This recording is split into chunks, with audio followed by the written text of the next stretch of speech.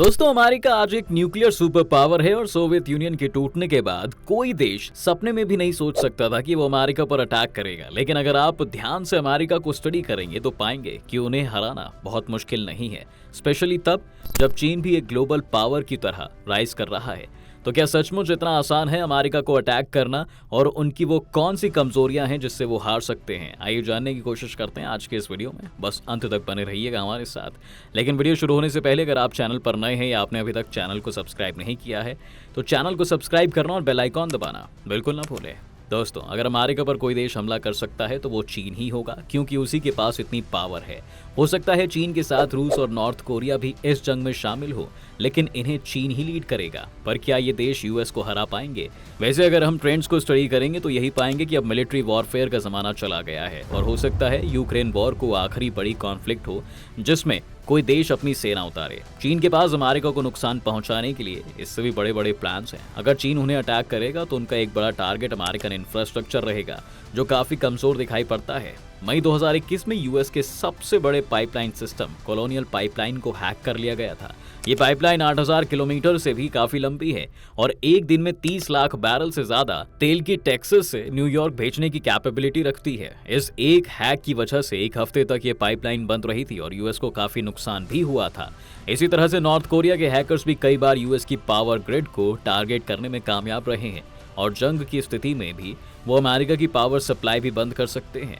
मार्च 2020 में भी रूस के हैकर्स ने सोलरविंड्स नाम की एक अमेरिकन कंपनी को हैक कर लिया था और एक वायरस के जरिए वो सोलरविंड्स के 18,000 क्लाइंट्स के कंप्यूटर्स में घुस गए थे। सोलरविंड्स के क्लाइंट्स में अमेरिका सरकार के कई डिपार्टमेंट्स भी शामिल हैं। सोलरविंड्स आज US treasury, national nuclear security administration, department of homeland security और यूएस मिलिट्री के कुछ पार्ट्स को भी सर्व करता है और इन सभी के सिस्टम का एक्सेस रशियन हैकर्स के पास था। कमाल की बात तो यह है दोस्तों कि 9 महीने तक उन्हें इस हैक के बारे में तो पता ही नहीं चला और रशियन हैकर्स इस बीच उनकी हर एक सीक्रेट फाइल पढ़ रहे थे। अगर यह हैक यूक्रेन वॉर के दौरान हुआ होता तो शायद ये हैकर्स इस पूरे सिस्टम को ही हमेशा के लिए शट डाउन कर देते, लेकिन क्योंकि उस वक्त उनका मकसद सिर्फ और सिर्फ जासूसी करने का था, इसलिए वो चुपचाप 9 महीने तक उन्हें मॉनिटर कर रहे थे।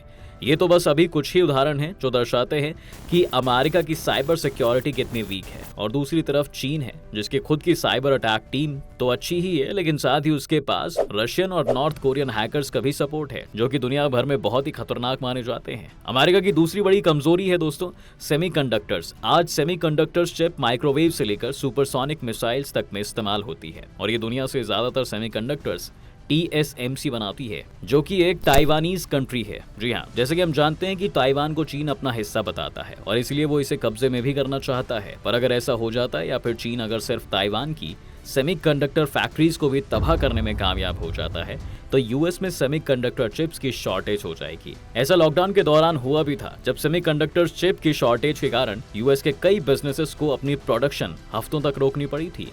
यूएस को भी अपनी इस कमजोरी का पता है, इसलिए उन्होंने एक चिप्स एक्ट साइन किया है जिससे वो अब सेमीकंडक्टर चिप्स की मैन्युफैक्चरिंग को वापस अमेरिका लाना चाह रहे हैं, जिसके लिए उन्होंने हजारों करोड़ रुपए की सब्सिडीज और टैक्स कट्स का भी ऐलान किया है। इसके साथ साथ उन्होंने चीन को एडवांस सेमीकंडक्टर्स बेचने से भी अपने अलाइज को मना कर दिया है। जी हाँ, और सेमीकंडक्टर बनाने वाली मशीन्स की सप्लाई को भी चीन से दूर करने के प्लान्स बनाए जा रहे हैं। लेकिन चीन भी तेजी से इस फील्ड में अपनी नई एडवांसमेंट्स कर रहा है।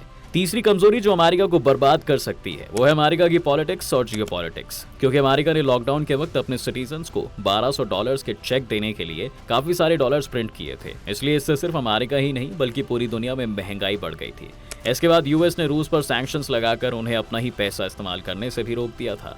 अमेरिका की इन हरकतों की वजह से पूरी दुनिया का नुकसान हो रहा था और अमेरिका ने हमेशा ही ऐसा ही किया है।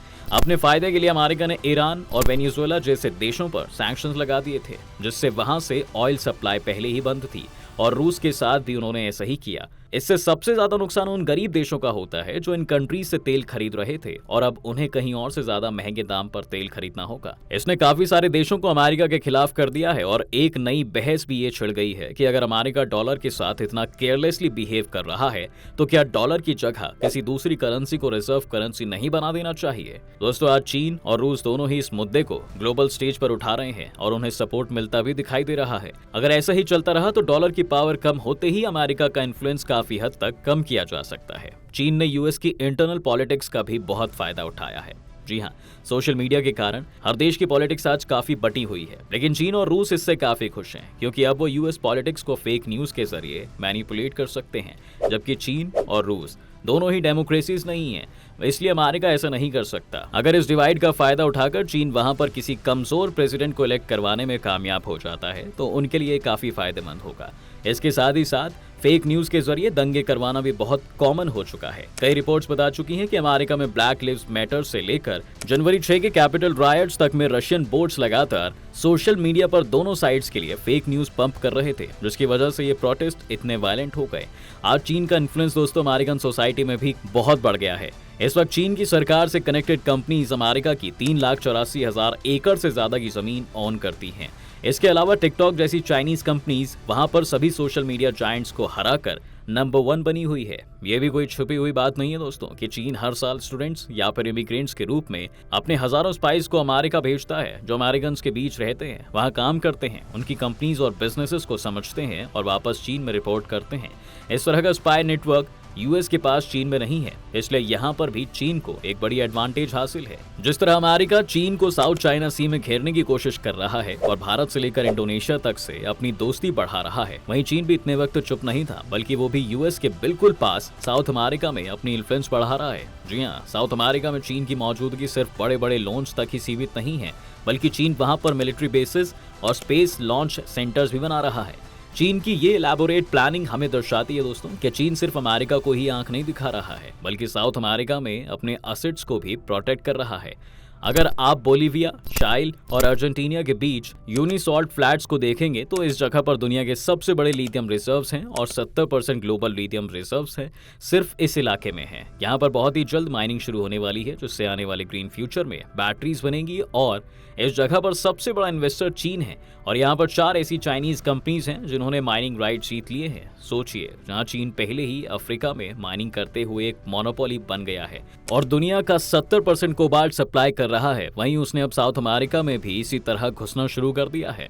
चीन के फुटप्रिंट्स आपको साउथ अमेरिका के सभी देशों में देखने को मिल सकते हैं दोस्तों। 2020 के बाद से चीन और साउथ अमेरिका के ट्रेड में बहुत तेजी आई है और आज चीन और साउथ अमेरिका का ट्रेड 307 बिलियन डॉलर्स का है, जबकि यूएस का ट्रेड साउथ अमेरिका से सिर्फ 156 बिलियन डॉलर्स का है। यह अंदाजा भी लगाया जा रहा है कि 2035 तक साउथ अमेरिका और चीन का ट्रेड बढ़कर 700 बिलियन पर पहुंच जाएगा। चीन ने ईरान और सऊदी के बीच में बातचीत करवाकर खुद को मिडिल ईस्ट का भी एक बड़ा प्लेयर साबित कर दिया है। अब अगर अमेरिका की इन्फ्लुएंस देखें तो सिर्फ यूरोप तक ही सीमित है और वहां भी हजारों चाइनीज स्पाइस घूम रहे हैं। यूरोप भी चीन पर काफी डिपेंडेंट है और अगर रूस की तरह उन्हें चीन से भी दूरी बढ़ानी है तो एक और बड़ी आपदा उनके ऊपर आ जाएगी और मुमकिन है कि इस बार वो अमेरिका का साथ ना दें। तो ये है दोस्तों अमेरिका की कमजोरियां। क्या आप चीन की कमजोरियों पर भी एक एनालिसिस चाहते हैं? अगर हाँ तो हमें कमेंट सेक्शन में लिखकर जरूर बताइएगा। उम्मीद है कि आपको आज की वीडियो में काफी कुछ नया मिला होगा। अगर आपको ये वीडियो पसंद आया है तो वीडियो को लाइक करें और अगर आप चैनल पर नए हैं तो जाने से पहले चैनल को सब्सक्राइब करना भी ना भूलें।